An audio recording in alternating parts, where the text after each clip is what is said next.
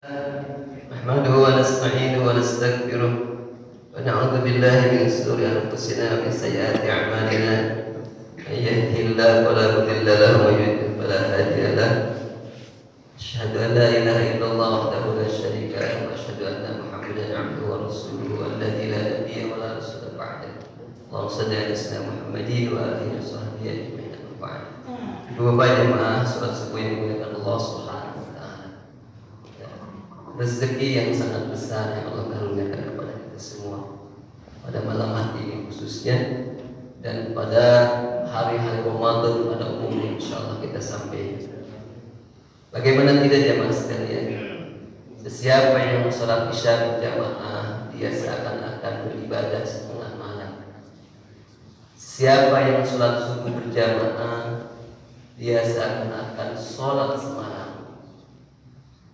Dan 2 rakaat subuh yang sebelum subuh yang kita lakukan, qobliyah subuh namanya, sholatul fajr namanya, itu khairun minad dunya wa ma lebih baik daripada dunia dan segala isi. Pada subuh kita duduk, tidak ngomong macam-macam, tidak ngomong si Oma tidak ngomong Mbak Wanda, tidak ngomong dunia ini. Tapi kayak kita duduk, mau zikir, mau baca Quran, mau taklid, kemudian meletek panon kue bahasa Jerman. Tahu Pak Wan meletek panon kue tahu? Sampai waktu Isra, ya, sampai terbit fajar tuh, ya, terbit matahari, mohon maaf. Dia sholat 2 rakaat, maka itu seakan-akan kita beribadah haji dan umrah. Kata Nabi sempurna. Ya, lalu pertanyaannya apa yang lebih berharga daripada itu semuanya Mas? Kalau kita lihat dengan kacamata ini, oleh karena itu, mari sama-sama kita bersyukur kepada Allah Subhanahu Wa Taala. Lisan kita berucap Alhamdulillah. Hati kita betul-betul bersyukuri karunia besar dari Allah Subhanahu Wa Taala ini dan kita buktikan dengan perbuatan kita. Insya Allah mudah-mudahan keberadaan kita di tempat ini pagi hari ini mengekspresikan wujud syukur kita kepada Allah Subhanahu Wa Taala. Mudah-mudahan Allah jadikan terus kita hambanya yang pandai bersyukur atas segala nikmat dan karunia. Insya Allah amin ya Allah. Ibu bapak hadirin hadirat, di samping kiri saya ada Ustaz muda ganteng ibu ya. Alhamdulillah. Ya, dari wajahnya lebih muda dari saya, bisa gitu ya. Kurang lebih 19-an lah, plus tahu plusnya 20 atau 30 gitu. Tapi kayaknya plusnya agak lebih dari 10 gitu ya, insya Allah akan memberikan ilmunya kepada kita semua. Beliau adalah Ustaz Muhammad Yusuf Hadi Maulana. Ya, beliau alhamdulillah diamanahi sekarang menjadi direktur Pondok Pesantren Ar-Rahmah. Beliau nanti akan ta'aruf sendiri insya Allah lebih jelaskan. Mari sama-sama kita luruskan hati kita semua untuk mendengarkan dan menerima ilmu yang akan disampaikan oleh beliau insya Allah. Baik, mungkin tidak berpanjang kalam, mari kita simak uraian yang akan disampaikan oleh beliau Ustaz Muhammad Yusuf Hadi Maulana. Pada beliau kami persilakan. Waalaikumsalam. Sallu ala Muhammad.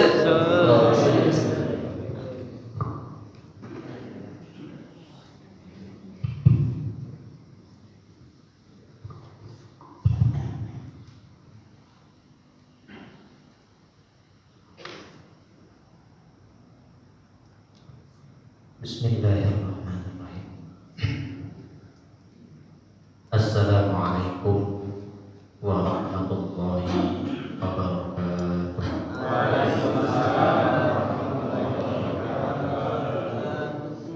Alhamdulillah. Alhamdulillahilladzi arsala rasulahu Muhammadan ila kafatin nas wa anzala ma'ahul kitaba yufarriqu bihi bainal haqqi wal batil wa bainal ma'rufi wal munkar wa hadakum ila siratihil mustaqim. أن لا إله إلا الله وحده لا شريك له الملك الحق المبين وأشهد أن سيدنا ومولانا محمدا عبده ورسوله صادق الوعد الأمين اللهم صل وسلم وبارك على حبيبنا وشفيعنا ومولانا محمد صلى الله عليه وسلم السلام عليك يا رسول الله وعلى آله وأصحابه ومن تبعه أي تبعه بإحسان إلى يوم الدين أما بعد سبحانك لا علم لنا إلا ما علمتنا إنك أنت العليم الحكيم ربي أعوذ بك من همزات الشياطين وأعوذ بك ربي أن يحضرون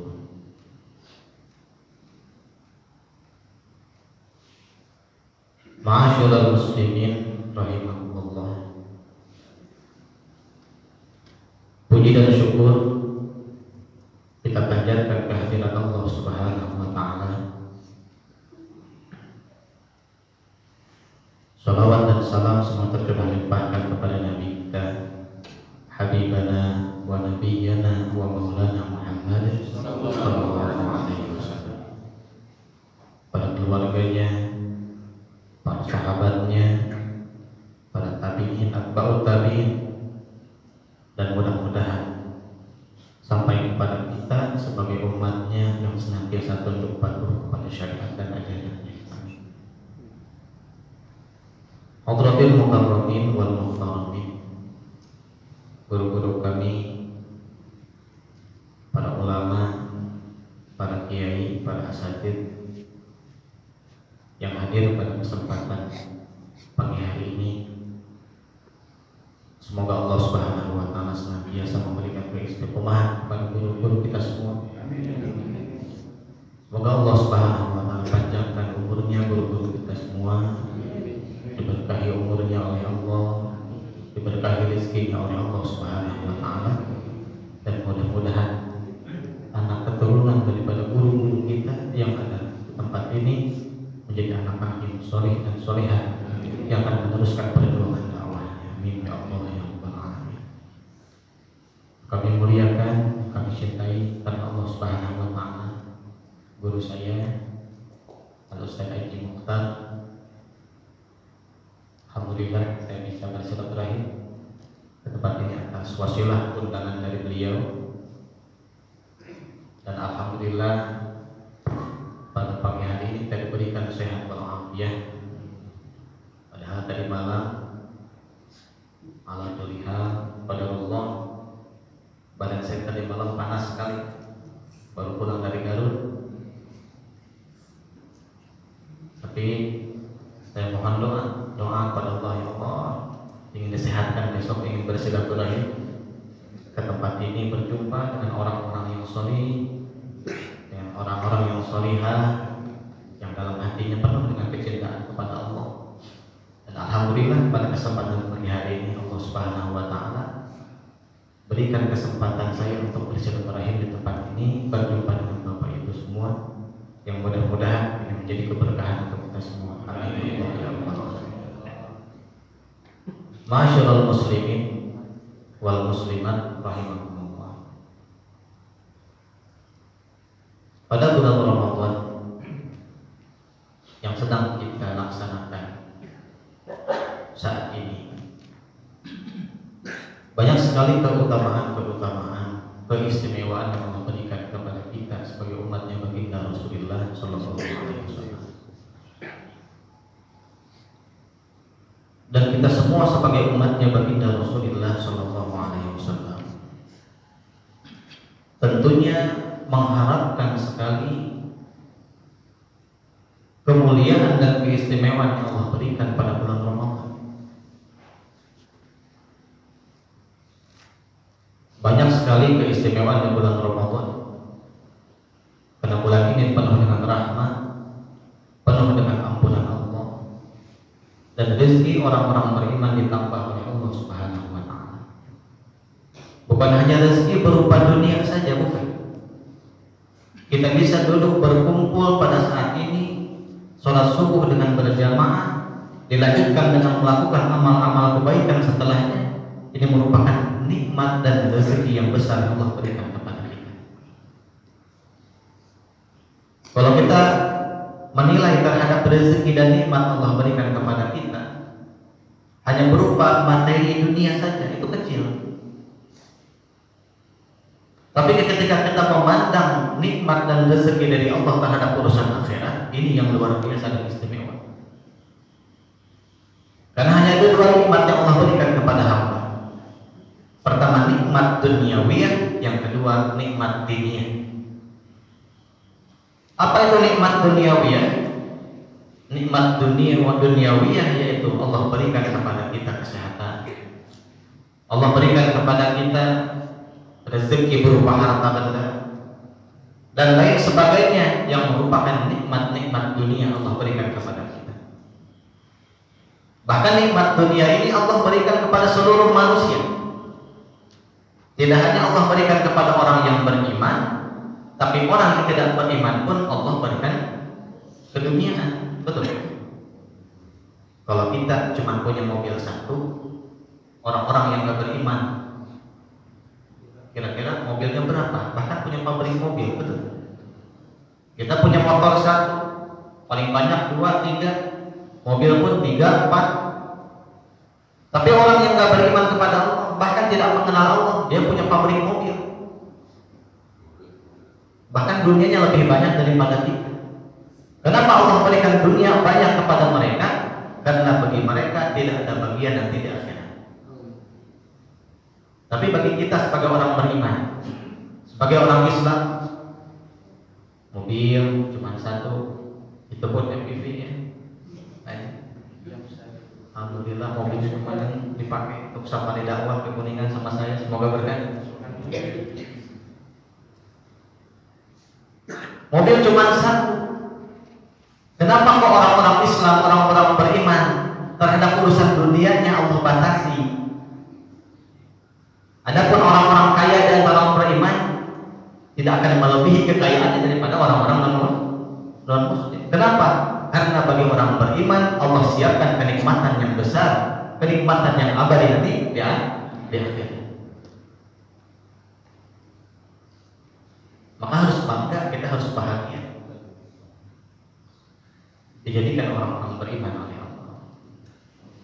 Yang kedua nikmat diniyah, nikmat agama, nikmat akhirat, nikmat bisa sholat subuh berjamaah, nikmat kita bisa melaksanakan majelis ta'lim, duduk di majelis ilmu, bisa membaca Quran di bulan suci Ramadan. Ini adalah nikmat agama, nikmat akhirat yang Allah berikan kepada kita. Maka Imam Nawawi rahmatullahi alaihi mengatakan, salah satu nikmat akhirat yang Allah berikan di dunia kepada hamba-hamba yang beriman, maka hamba beriman tersebut diberikan kekuatan oleh Allah, diberikan kemudahan oleh Allah dalam melaksanakan amal-amal saleh. Kalau kita diberikan kemudahan oleh Allah melaksanakan amal saleh, tandanya Allah sedang memberikan kepada kita nikmat akhirat yang langsung Allah berikan di dunia nikmat. Masya Allah. Ini yang duduk sekarang ini diberikan nikmat akhirat oleh Allah. Dan kita memandang terhadap nikmat, apa yang disebut dengan nikmat? Ada sebagian orang ditanya apa itu nikmat, ada yang menjawab nikmat itu diberikan harta, diberikan kesehatan, diberikan jabatan, diberikan kedudukan, diberikan keluarga, diberikan anak yang soleh-solehah, itu nikmat. Namun Allah menjelaskan di dalam Al-Quran terhadap nikmat, apa yang disebut nikmat itu. Yang disebut dengan nikmat adalah sesuatu yang Allah berikan kepada kita di dunia, dan apa yang Allah berikan kepada kita di dunia ini akan kita bawa sampai akhirat. Itu nikmat. Jadi kalau hanya sebatas di dunia saja, ini nikmatnya semu. Kita di dunia diberikan harta, diberikan pangkat jabatan, diberikan kedudukan dan lain sebagainya. Namun kedudukan, harta benda tidak kita bawa sampai akhirat. Ini bukan nikmat. Tapi ketika Allah berikan kepada kita sebuah kenikmatan di dunia dan kita bawa sampai akhiratnya Allah Subhanahu wa taala, ini disebut dengan nikmat. Allah jelaskan dalam Al-Qur'an, "Wa salamun 'alaihi yauma wulida wa yauma yamut wa yauma yub'atsu hayya." Dan keselamatan bagi hamba-hamba yang beriman. Kapan keselamatan itu diberikan? Nikmat itu diberikan yauma wulida, pada saat dia dilahirkan ke alam dunia. Kita lahir ke alam dunia diberikan nikmat oleh Allah. 9 bulan 10 hari dalam kandungan, dilahirkan ke alam dunia. Ketika seseorang diberikan nikmat oleh Allah di alam dunia, maka ketika dia lahir, dia menjalani kehidupan di dunia, maka kehidupannya digunakan untuk beramal soleh. Coba kita perhatikan umur kita sekarang. Umur yang Allah berikan kepada kita kira-kira banyak dipakai amal soleh atau tidak? Maka kita merenung, bermuhasabah, ya Allah, kita usuannya kita terus 40 tahun. Anu dianggap amal soleh itu seberapa tahun? Di umur saya sudah 40, ada yang 30 tahun, ada yang kurang. Kalau kita merenung, ya Allah, umur yang Engkau berikan ini banyak digunakan untuk apa? Kalau kita menggunakan umur usia kita 40 tahun atau 50 tahun dipakai ibadah dan usia balik sampai kita sekarang, kira-kira di antara amal-amal yang kita kerjakan dan usia kita balik sampai sekarang, banyak lalainya kepada Allah atau banyak ibadahnya? Dan di antara ibadah yang kita kerjakan, di mana sholat yang paling khusyuk yang kita kerjakan? Maka kesempatan di bulan Ramadan ini kita meningkatkan kualitas iman kita dan kualitas ibadah kita. Dan memang untuk melaksanakan kebaikan ini luar biasa tantangannya. Kenapa ada tantangan-tantangan, ujian-ujian dalam melaksanakan kebaikan? Karena amal-amal kebaikan itu jalan menuju surga. Berat makanya. Al-jannatu huffat bil makarih. Jadi surga itu, jalan menuju surga dipenuhi dengan kesusahan, kesulitan, rasa malas. Sundanya apa? Korean ya. Kalau bahasa Sundanya itu Korean. Jalan ke surga itu Korean. Bukan. Coba sholat subuh berjamaah menuju Madinah Tiris. Azan subuh di masjid, angkat ke masjid. Pemijal penuh iman, kalau orang beriman kepada Allah mudah dia. Kenapa? Ada harapan dalam hatinya, ya Allah, mudah-mudahan amal yang saya kerjakan ini menuntun saya ke dalam surga. Orang yang dapat hidayah kan mudah. Tapi bagi orang yang tidak ada hidayah dalam hati, akan sulit melaksanakan amal kebaikan. Mau sahur jam 3 udah bangun. Ibu-ibu banyak pahalanya. Jam 3 udah bangun, suaminya masih tidur, ibu-ibu udah nyiapin makan sahur. Anak malamnya belum tidur juga, sebentar tidurnya. Bangun suaminya, bangun anaknya, santap makan sahur semua. Pahalanya lebih besar. Dan ini akan bisa dikerjakan amal-amal kebaikan ini apabila Allah Subhanahu wa taala tanamkan hidayah dalam hati. Bahwa kalau ada hidayah kan sudah. Dan jalan menuju surga itu berat. Duduk pada subuh dalam kajian ilmu, majelis ta'lim, dan bagi sebagian orang berat, betul. pengennya kalau bulan Ramadan dari subuh pulang ke rumah tidur lagi. Alasannya apa? Kan bangunnya tadi malam-malam jam 3, setengah 3 udah bangun, ada yang jam 2 bahkan. Ini udah ngantuk nih pada subuh. Enaknya pulang sholat subuh nyampe rumah tidur lagi, bangun tidur langsung siap-siap berangkat kerja. Kan gitu kalau sesuai dengan hawa nafsu. Tapi kalau menurut iman, apa yang harus kita kerjakan setelah subuh? Barang siapa yang duduk setelah sholat subuh sampai terbitnya matahari, tadi guru kita sampaikan, kemudian dia melaksanakan sholat 2 rakaat, maka dia akan mendapatkan pahala haji dan umroh yang sempurna. Kalau kita belum melaksanakan ibadah haji dan umroh, belum ada kemampuan melaksanakan haji dan umroh, coba duduk pada subuh sampai terbit matahari, sholat sunnah 2 rakaat, maka pahalanya seperti mana pahala melaksanakan haji dan umroh secara sempurna. Amin. Luar biasa. Maka hadirin wal hadirat rahimakumullah, dan jalan menuju neraka ini mudah. Tadi jalan menuju surga banyak kesulitan, tantangannya, tapi jalan menuju neraka banyak kemudahan. Sesuai dengan hawa nafsu.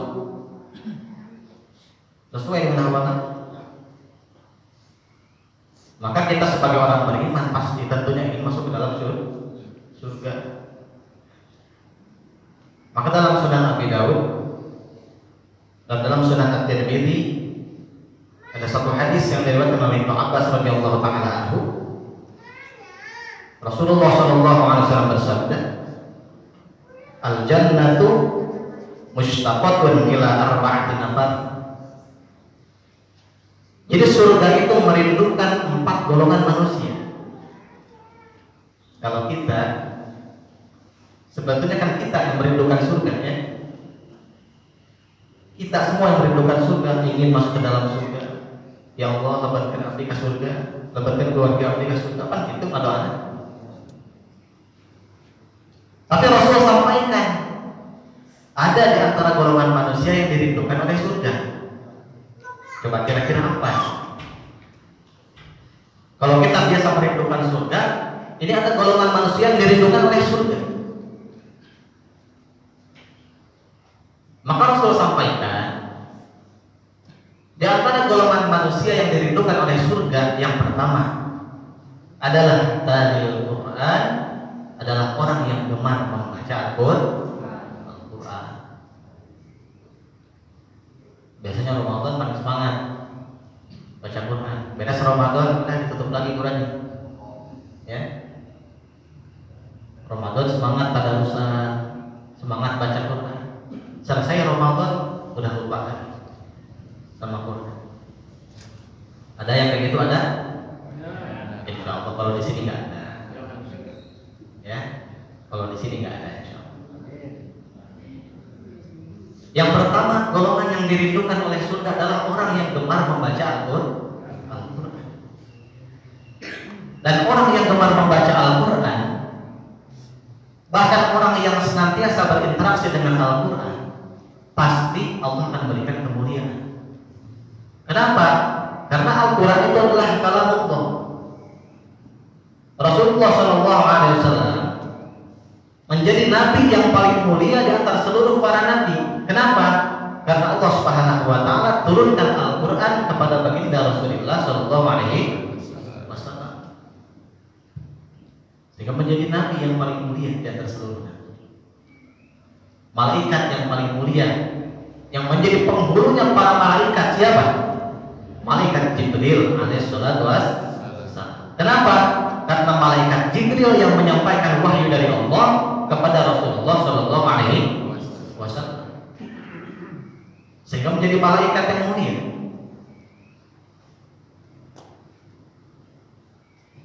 Kita sebagai umatnya Rasulullah SAW menjadi umat yang paling mulia di antara seluruh umat-umat terdahulu. Kenapa? Karena Allah turunkan Al-Quran kepada kita sebagai pedoman bagi kehidupan kita, sebagai petunjuk bagi kehidupan kita agar kita selamat dunia dan akhirat. Sehingga kita menjadi umat yang paling mulia dari antara seluruh para umat. Pada hakikatnya orang yang dekat dengan Al-Quran, interaksi dengan Quran, dia rajin baca Quran, maka Allah akan berikan kemuliaan. Ustaz, kumaha aku abdi baca Quran teh salah-salahnya nih, lepat-lepatnya. Gimana dong Ustaz, saya baca Quran masih salah-salah, terbata-bata, saya masih nggak paham. Bolehkah baca Quran kalau nggak paham maknanya? Kan Ustaz, itu pertanyaannya.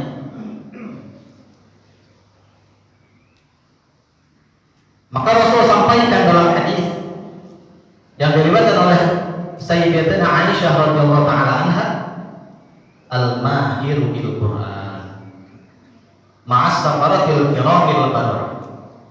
Orang yang mahir dalam membaca Quran,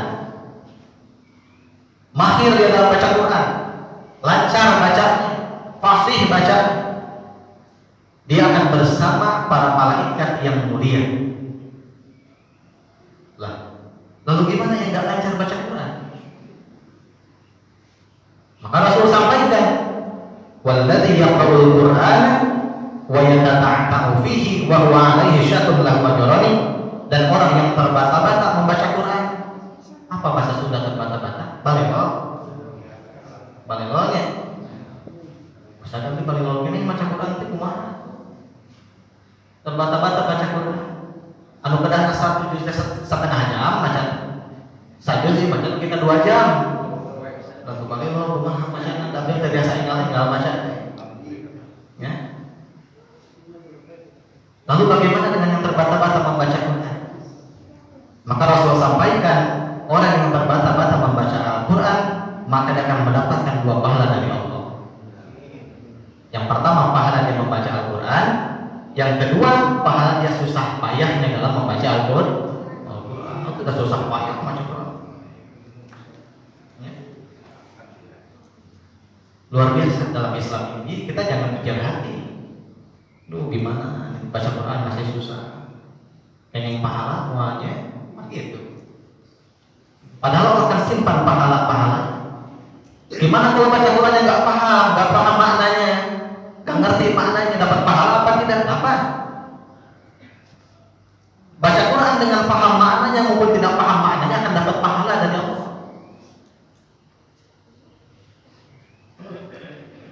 Tapi untuk memahami maknanya, makanya kita perlu sering hadir ke majelis-majelis taklim, ke pengajian-pengajian, ke halaqah-halaqah taklim, harus hadir. Kenapa? Karena kalau kita hanya sekedar membaca Al-Quran dan perintahnya pada awal ayat yang Allah turunkan, Iqra, betul. Bismi rabbikal ladzi khalaq. Iqra, bacalah. Karena dengan membaca Allah akan berikan kepada kita kepahaman.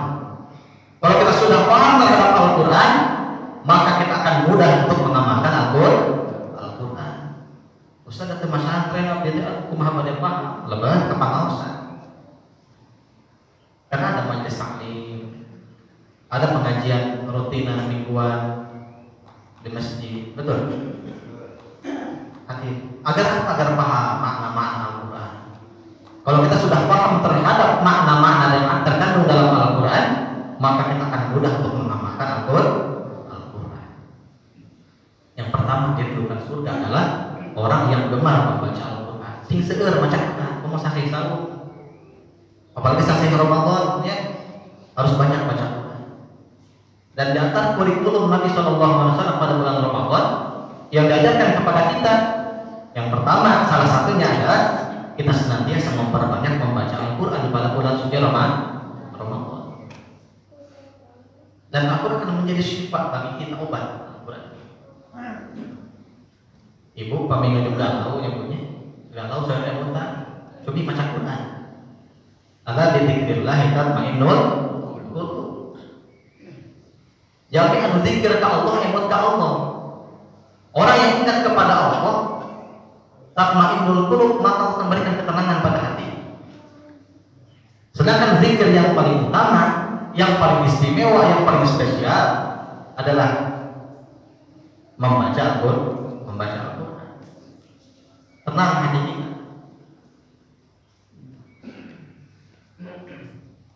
Syifa Al-Quran, obat hati. Maka kalau lagi gelisah nih Pak ya, gelisah, banyak pikiran, banyak masalah, coba berangkat wudu, berangkat ke masjid, sholat sunat ke masjid, buka Al-Quran baca, yakin tenang hati kita. Beda apa kalau lagi ada masalah, ibu kalau lagi ada masalah nongkrong depan rumah sambil ngopi-ngopi, nah, itu gak akan selesai masalahnya. Sambil ngopi, sugan aku itu, saya masalah itu dipecah. Segala permasalahan akan selesai ketika kita kembali kepada datang ke masjid dalam keadaan wudu, sholat sunnah, mohon kepada Allah, baca Quran. Yakin Allah akan memberikan kepada kita penyelesaian dalam masalah-masalah kita. Dan kita kalau ada masalah terkadang lupa kepada Allah. Ada sebagian orang yang lupa kepada Allah, ada yang ingat kepada Allah kalau dia ada masalah. Terkadang yang paling berat itu ketika Allah berikan nikmat. Banyak ketika Allah berikan nikmat, banyak yang tertipu, lupa kepada Allah. Tapi ketika ada masalah, balik lagi ke Allah. Yang kedua, yang dirindukan oleh surga, kata Nabi, yang kedua adalah wahafidil lisan. Orang yang senantiasa menjaga lisan. Ini yang paling penting. Salamatul ihsan bi hifdzil lisan. Selamatnya manusia itu tergantung bagaimana dia menjaga lisannya. Orang kalau pandai menjaga lisan, dia jujur, dia baik lisannya, senantiasa berbicara yang baik-baik, maka akan mudahkan kehidupannya. Betul? Mudah hidupnya. Baik hubungannya dengan manusia. Tapi kalau orang sudah tidak mampu menjaga lisan, maka jarang sekali orang yang baik hubungan dengan manusia. Kenapa lisannya tidak terjaga? Dia selalu berbohong, membicarakan orang lain, mencaci orang lain, berbicara tidak baik, maka akan rusak hubungan dengan manusia.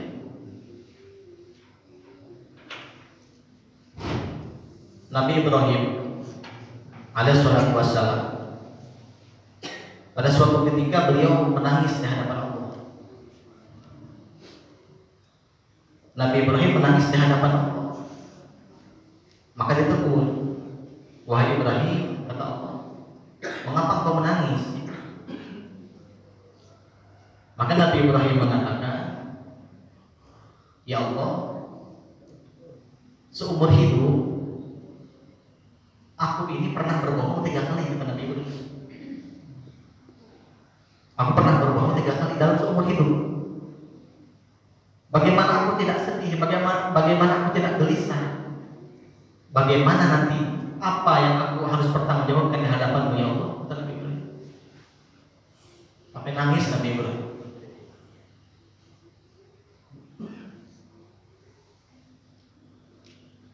Kalau kita sehari 16 kali kita masih bisa dengar baik. 16 kali bohong sehari, kadang kita masih nggak bisa nangis juga, masih dengar-dengar, masih bisa ketawa-ketawa. Kalau Nabi Ibrahim itu dalam seumur hidupnya pernah berbohong 3 kali, itu pun bukan bohong, bukan kata Allah. Tapi nangis ketika ditanya apa yang harus aku pertanggungjawabkan di hadapan Engkau ya Allah. Tapi kalau kita sering bohong, kadang sehari atau berapa kali dah kayak itu, karena nggak nangis, bahkan nggak ngerasa juga gitu, nggak ngerasa dosa. Maka jaga lisan kita. Maka yu'minu billahi wal yawmil akhir falyaqul khairan aw liyasmut. Barang siapa yang beriman kepada Allah dan kepada hari akhir, maka orang tersebut akan senantiasa menjaga lisannya. Lebih baik, kata Nabi, dia berkata baik atau dia. Kalau nggak bisa berkata baik, lebih baik diam. Maka Imam Ghazali rahimahullah ta'ala mengatakan, ketika ada seseorang yang berbicara keburukan, ada si A berbicara keburukan, didengarkan oleh si B. Padahal yang satu dia cuma dengerin doang, nggak ikutan ngomong. Yang satu ngomong keburukan orang lain, lihat si fulan, begini, dibicarakan keburukan. Yang satu lagi duduk, nggak ikutan ngomong, duduk aja dengerin, nggak komentar, nggak ikutan ngomong. Tapi kata Imam Ghazali, orang yang seperti itu meskipun dia duduk, maka derajatnya sama seperti mana orang yang membicarakan keburukan. Jadi apa yang terbaik? Kalau ada orang yang bicara keburukan, ingatkan, pengen gitu, udah salah, itu dosa. Gak bisa diingatkan, lebih baik pergi. Karena kenapa? Orang yang duduk bersama orang yang berbicara tentang keburukan, maka derajatnya sama seperti mana orang yang berbicara keburukan. Yang kedua, harus menjaga lisan. Yang ketiga yang dirindukan oleh surga, kata Nabi, wa mu'minil ji'an, orang yang senantiasa gemar memberikan makan kepada orang yang lapar. Ramadan ini akan melatih sosial kita Ramadan.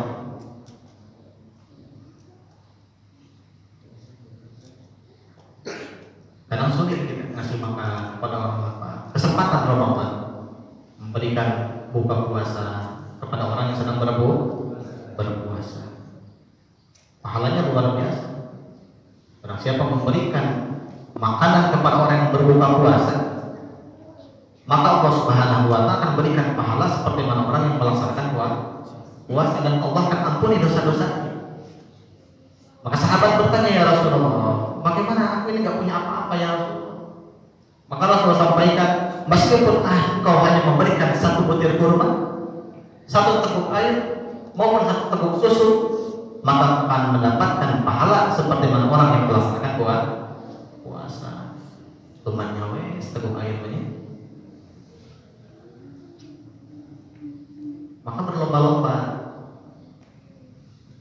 Kalau sudah ada buka bersama, misalkan di masjid, lomba-lomba dari rumah. Bilang ke istri, "Mah, bikinin apa nih buat buka puasa?" Di masjid. Dibawa sama suaminya sama istrinya ke masjid. Dimakan yang di masjid. Terkadang ada orang yang sedang safar perjalanan, kalau masjidnya pinggir jalan, ya. Orang sedang safar perjalanan, karena kan kita nggak tahu keadaannya. Kadang dia lapar, dia nggak punya uang dan sebagainya. Siapin makanan di masjid, dimakan dia buka puasa, luar biasa pahalanya. Dan Allah akan berikan kemudahan-kemudahan pada orang yang senantiasa memberikan makan kepada orang yang membutuhkan, yang lapar. Dirindukan surga. Ara'aital ladzi yukadzibu bihi, fadzalika alladzi yad'un yatim. Tahukah kamu siapakah orang yang mendustakan akhirat, mendustakan hari kiamat, mendustakan hari akhir? Kata Allah, fadzalika alladzi yad'un yatim. Dia adalah orang yang menghardik anak yatim. Makanya kalau ada anak yatim itu disayangi, dicintai, dipikanya, dede. Usap kepalanya, doakan. Diusap kepalanya, doakan, disantuni, dibantu pendidikan. Jika dia butuh pendidikan dan sebagainya, dibantu pendidikan. Wala yahuddu ala ta'amil miskin, dan orang yang tidak peduli terhadap orang-orang miskin. Orang yang lapar, orang yang sedang kehausan, sedang kelaparan, kita nggak peduli terkadang. Maka orang yang tidak peduli terhadap kaum sebagai hamba-hamba Allah yang diberikan kesusahan oleh Allah, maka dia termasuk kepada golongan orang yang mendustakan hari akhir. Maka coba dilatih jiwa sosial kita pada bulan Ramadan. Maka yang keempat kata Nabi, yang dirindukan oleh surga adalah was-shaimina fi syahri Ramadan. Orang yang berpuasa pada bulan Ramadan. Jadi orang yang berpuasa pada bulan Ramadan ini dirindukan oleh surga. Kalau kita merindukan surga, ini surga yang merindu kepada kita. Sehingga dalam satu riwayat menceritakan tentang keutamaan orang-orang yang berpuasa, dan Allah jadikan satu pintu surga nanti di akhirat namanya pintu Ar-Rayyan. Pintu apa? Pintu Ar-Rayyan. Dan pintu Ar-Rayyan ini akan dimasuki hanya oleh orang-orang yang gemar berpuasa di dunia, dan tidak akan dimasuki oleh yang lainnya. Maka nanti diserukan oleh malaikat, mana orang yang gemar berpuasa di dunia, dipersilakan untuk masuk ke dalam pintu Ar-Rayyan. Dan ketika semuanya sudah masuk, maka ditutup pintu tersebut oleh malaikat. Bukan hanya puasa Ramadan yang akan masuk kepada pintu Ar-Rayyan, bukan hanya saja orang yang melaksanakan puasa Ramadan. Selesai dia puasa Ramadan, dia laksanakan puasa-puasa sunnahnya. Puasa Syawal dia kerjakan, Ayyamul Bid dia kerjakan, ya. Puasa Senin Kamisnya dia kerjakan dan sebagainya. Puasa-puasa sunnah dia kerjakan. Maka ini hamba-hamba yang gemar berpuasa, bahkan dia istiqomah dia berpuasa, terlebih-lebih lagi dia pada bulan suci Ramadan, dia sungguh-sungguh melaksanakan ibadah puasa, maka dia akan masuk surga melalui pintu Ar-Rayyan. Luar biasa. Dan banyak keutamaan dalam Ramadan. Maka apa yang menjadi hakikat? Yang menjadi hakikat keberhasilan puasa kita. Dan kemarin guru kita sampaikan apa hakikat tentang keberhasilan puasa yang kita kerjakan. Kumaha sih ciri-cirinya sukses puasa orang gitu. Karena kalau orang sukses ada tanda-tandanya kan? Ada. Orang bisnisnya sukses ada tandanya kan? Ada. Dia pendidikannya sukses ada tanda-tanda. Dan terlihat. Begitupun ketika kita puasa, melaksanakan ibadah saum, bagaimana indikasi keberhasilan puasa kita? Hakikat kesuksesan daripada puasa Ramadan yang kita kerjakan ada tanda-tanda.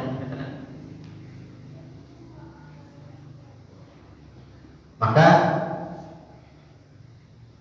Syekh Ibnu Rajab Al-Hambali dalam kitab Lataiful Ma'arif halaman 286 beliau mengatakan, man amila ta'atan minat ta'ati wa fariqa minha. Barang siapa yang melakukan amal ketaatan di antara seluruh amal-amal ketaatan. Kita melakukan puasa nih sekarang. Bagaimana tanda sukses puasa kita? Itu yang menjadi pembahasan kita. Man amila ta'atan minat ta'ati wa fariqa minha, kata Ibnu Rajab Al-Hambali dalam kitab Lataiful Ma'arif. Barang siapa yang melakukan amal ketaatan di antara seluruh amal-amal ketaatan yang lain. Kan amal kebaikan itu banyak, betul. Ada sholat, ada puasa, ada zakat, ada sedekah dan sebagainya. Ada baca Quran, ada menyantuni anak yatim, banyak di antara amal kebaikan. Maka beliau mengatakan, barang siapa yang telah menyelesaikan satu amal kebaikan di antara amal-amal kebaikannya, fa'alamatu qabuliha ayyasilaha bi ta'atil ukhra. Maka bagaimana tanda keberhasilan daripada amal tersebut? Maka Syekh Ibnu Rajab Al-Hambali mengatakan, keberhasilan seseorang dalam amalnya apabila setelah dia melaksanakan satu amal, maka akan diiringi dengan amal-amal kebaikan yang lain. Ini yang pertama. Tadi sholat subuh tadi, betul. Amal baik apa tidak? Amal baik. Setelah subuh apa lagi pekerjaannya? Duduk di majelis taklim. Ada amal kebaikan setelah melakukan amal kebaikan. Beres taklim di sini, ada sholat isyraq, nanti sholat 2 rakaat. Sholat sunat isyraq, kita melaksanakan ibadah, ada yang bekerja, mencari nafkah, ada yang berdagang, ada yang mengajar. Diniatkan untuk ibadah. Kalau Bapak ditanya, Bapak damel, Bapak bukan toko, Bapak ayeuna berangkat bekerja. Untuk apa ya bertanya? Kalau ditanya untuk apa semua? Untuk ibadah. Untuk ibadah. Kalau kita niat untuk ibadah, maka setiap setiap detik, setiap waktu, setiap langkah yang kita kerjakan bernilai pahala. Kalau kita niat ibadah 24 jam jadi pahala semua. Maka orang yang diterima amalannya oleh Allah dan sukses dia dalam beramal, sukses dalam melaksanakan puasa, sukses dalam melaksanakan amal soleh, maka fa'alamatu qabuliha ayyasilaha bi ta'atil ukhra, maka akan diiringi oleh ketaatan setelahnya. Kalau kita melaksanakan ketaatan dan setelah selesai melaksanakan ketaatan dilanjutkan dengan ketaatan yang lain, itu tandanya diterima amal kita oleh Allah. Masya Allah. Kita puasa Ramadan, sholat, baca Quran. Nanti akan terlihat setelah Ramadan nih. Sekarang belum kelihatan. Kalau beres Ramadan, Lebaran, Syawal nanti. Sudah selesai Syawal, apakah kita masih baca Quran? Apakah masih berjamaah sholat? Apakah kita masih duduk di majelis ta'lim? Kalau kita masih istiqomah sholat berjamaah, istiqomah baca Quran seperti mana bulan Ramadan, istiqomah kita sedekah, istiqomah kita melaksanakan amal kebaikan, itu tanda berhasil Ramadan kita. Ya Allah, itu kalau kita ingin tahu bagaimana ciri keberhasilan Ramadan kita adalah nanti setelah Ramadan kita akan tetap istiqomah. Itu yang pertama. Yang kedua, tanda-tanda berhasil Ramadan kita adalah hadirnya dalam hati kita dampak-dampak spiritual dalam hati kita. Kebaikan semakin bertambah, hati semakin bersih, hati semakin lembut, makin sayang terhadap keluarga. Akan ada dampak spiritual dalam hati, tenang hati kita. Ramadan ini ada ketenangan dalam hati. Pada setelah Ramadan tenang hati kita, makin bersih hati kita dari sifat-sifat tercela, dari sifat riya, sum'ah, ujub, takabur, sombong dalam hati kita bersih. Setelah Ramadan, maka itu tanda diterimanya amal Ramadan kita. Bersih, ada dampak kebaikan dalam hati kita, dalam diri kita. Muamalah semakin baik, hubungan dengan manusia baik, pergaulan baik, muasyarah, akhlak semakin baik. Maka tanda di antara tanda-tanda diterimanya amal kita adalah ada dampak spiritual dalam hati kita yang menjadikan kebaikan pada seluruh kehidupan kita. Maka kita lihat makin baik apa enggak nih kita. Kalau beres Ramadan makin malas ibadah, luar biasa. Harus tanda-tandanya. Ramadan semangat, beres Ramadan jadi malas. Berjamaah jadi malas, baca Quran jadi malas. Harus ditanyakan, ya Allah, dosa apa yang dikerjakan oleh kita sehingga menghalangi kita untuk ibadah? Karena Imam Ghazali mengatakan salah satu yang menyebabkan kita malas dalam ibadah, menyebabkan kita malas dalam beramal soleh, itu dampak daripada dosa-dosa kita yang kita kerjakan. Yang ketiga, bagaimana untuk mendapatkan keberhasilan Ramadan? Keberhasilan Ramadan bagaimana akan kita dapatkan? Maka ulama mengatakan keberhasilan Ramadan akan kita dapatkan apabila seorang hamba tersebut betul-betul taubat kepada Allah. Kalau dulunya ahli maksiat, ketika Ramadan datang, dia jadi ahli taat. Dulunya tidak suka berjamaah, Ramadan tiba, dia jadi rajin berjamaah. Karena ada dampak. Maka Syekh Abdullah As-Sakandari dalam kitab Al-Hikam, beliau mengatakan, man wajada thamrata amalihi ajilan, barang siapa yang merasakan kemanisnya buahnya daripada amal kebaikan yang dia kerjakan, barang siapa seseorang yang merasakan nikmatnya amal kebaikan yang dia kerjakan, buahnya amal kebaikan. Apa tanda dia merasakan nikmatnya amal kebaikan? Maka Syekh Abdullah As-Sakandari mengatakan, orang yang merasakan nikmatnya atau buahnya amal kebaikan, maka dia akan senantiasa istiqomah dalam melaksanakan amal kebaikan. Maka dalam kitab Syirkatul Qaumiyah dalam syarah Hikam, Syekh Ahmad Zarruq beliau mengatakan di antara tanda-tanda diberikan nikmat amal kebaikan oleh Allah adalah seseorang tersebut istiqomah dia.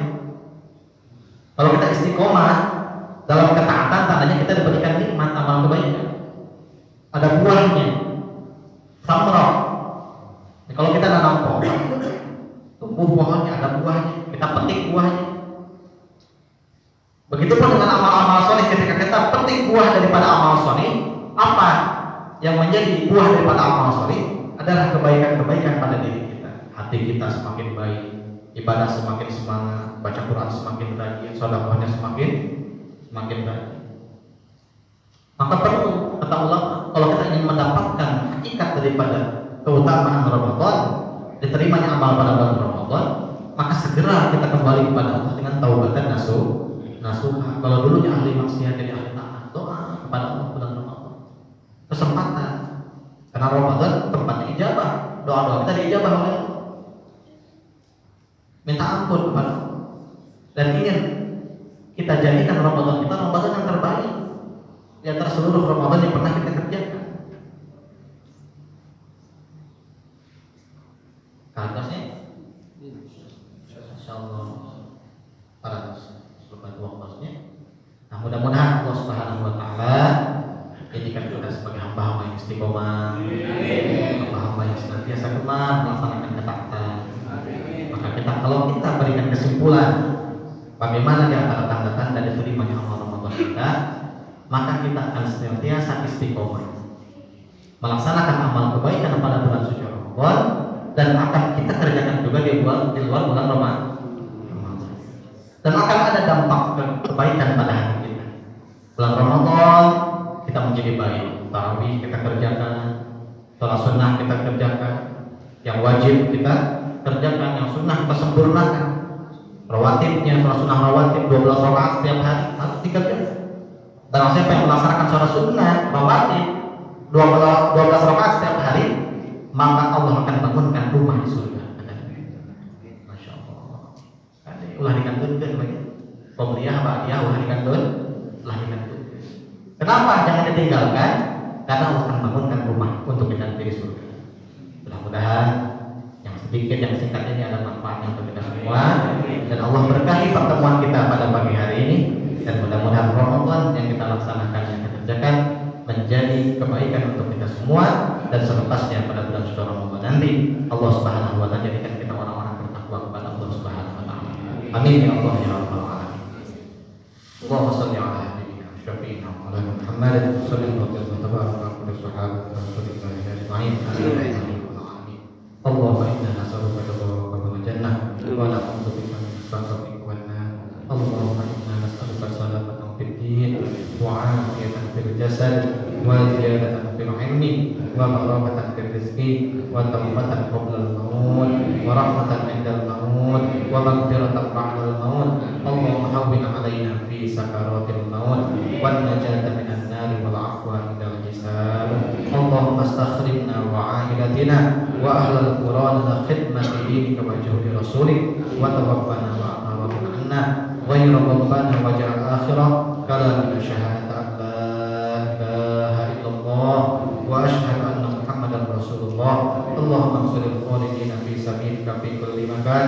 Allahumma alif baina qulubil mu'minin wa wahid sufufahum wajma' kalimatahum ala haqqi ya akramal akramin. Allahumma hdina wahdin nasa jami'a.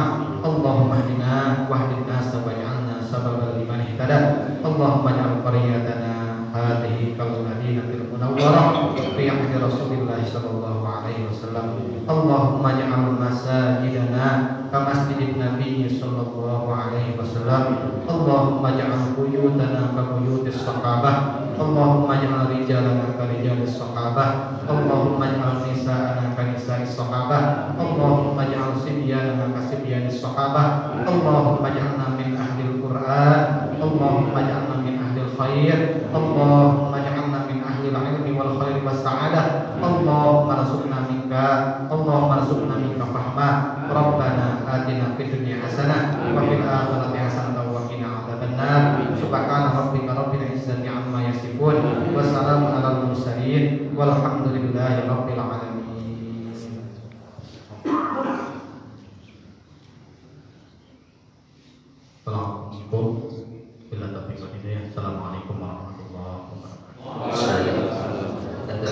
salawat. Allahumma sholli wa sallim ala sayyidina Muhammadin sahibil busyra salatan tubashshiruna biha wa lana wa auladana wa jami'a ahlihinna wa mu'minina wa rabbana wa khalifatina min yawmina hadza ila yaumil akhirah. Alhamdulillah, jazakallah khair Ustaz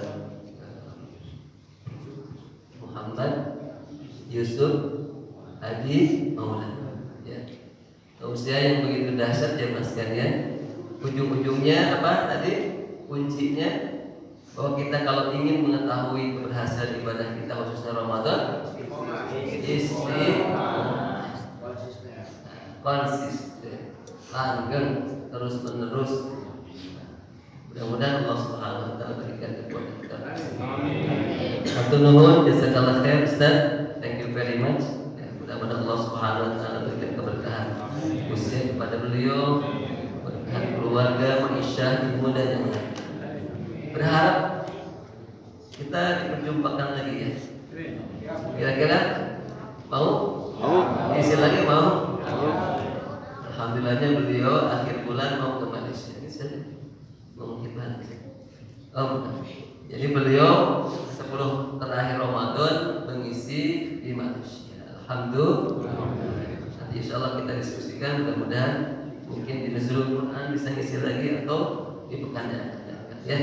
Semangat terus, mari kita tutup majlis kita dengan doa kifaratul majlis. Sebelumnya mengingatkan lagi, nanti pada asyar kita akan khatmul Quran pekanan ya, selain khatmul Quran per 3 hari, per 3 malam Ramadan.